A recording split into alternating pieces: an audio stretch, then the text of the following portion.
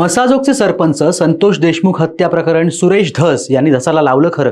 त्यावर आंदोलनं झाली, मोर्चे निघाले, मुख्यमंत्र्यांची धस यांनी भेटही घेतली आणि ज्या आमदाराचं राजकीय भवितव्य संपलं असं सांगितलं जात होतं त्या सुरेश धसांना संतोष देशमुख प्रकरणानं स्टारडम मिळालं.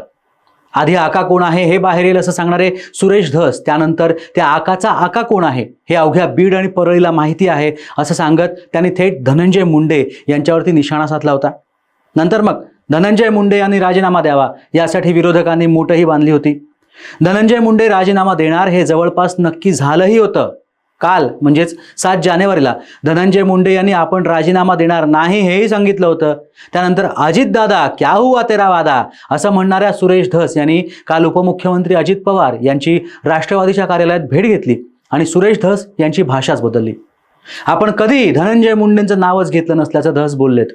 आता सुरेश धस यांचा हा पवित्रा हा असा अचानक कसा बदलला हे आपल्याला या व्हिडिओच्या माध्यमातून पाहायचंय. मात्र त्यापूर्वी कृपया घेऊन टाक या तुमच्या चॅनलला सबस्क्राईब करा. तुमच्याच पाठिंब्याच्या जोरावरती आम्ही 21,000 सबस्क्रायबर्सचा टप्पा गाठतोय.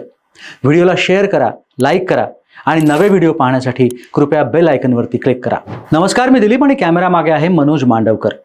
मी धनंजय मुंडे यांचा राजीनामा मागितला नाही असं 8 जानेवारीला सुरेश धस यांनी प्रसारमाध्यमांशी बोलताना सांगितलं.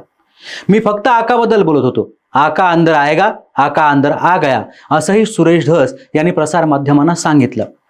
ज्या नवादा कंपनीकडून खंडणी घ्यायची होती त्या संदर्भातली एक बैठक धनंजय मुंडे यांच्या निवासस्थानी पार पडली आणि त्या बैठकीला वाल्मिक कराड पण उपस्थित होता असा थेट आरोप सुरेश धसांनी केला होता.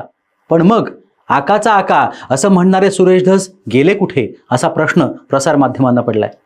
आता सुरेश धस यांनी फक्त वाल्मिक कराड यांनाच लक्ष केलंय. म्हणजे आता ते धनंजय मुंडेंचं नाव घेणार नाहीत.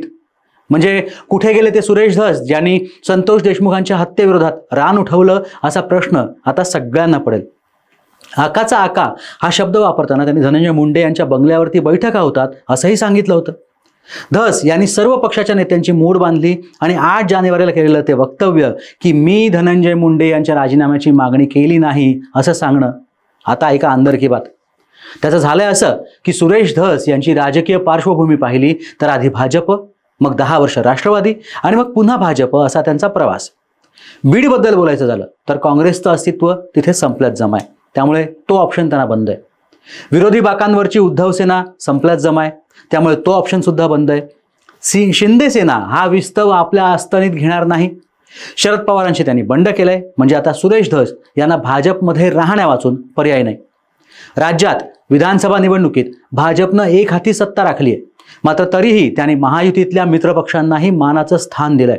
अशात युती टिकवायची असेल तर धसांना बेजबाबदार वक्तव्य करण्यापासून महायुतीच्या नेत्यांनी कानपिचक्या दिल्या आहेत. वाल्मिक कराड या गुन्ह्यात प्रत्यक्ष सहभागी असल्यानं त्यांच्याबद्दल बोला, पण पुराव्याशिवाय धनंजय मुंडे यांच्या विरोधात उगाच काहीही बोलायचं नाही ही महायुतीच्या नेत्यांनी त्यांना समज दिली आहे. आणि अजित पवारांच्या भेटीनंतर धसांनी आपली अचानक बदललेली भूमिका हे त्यामागचं राजकारण आहे.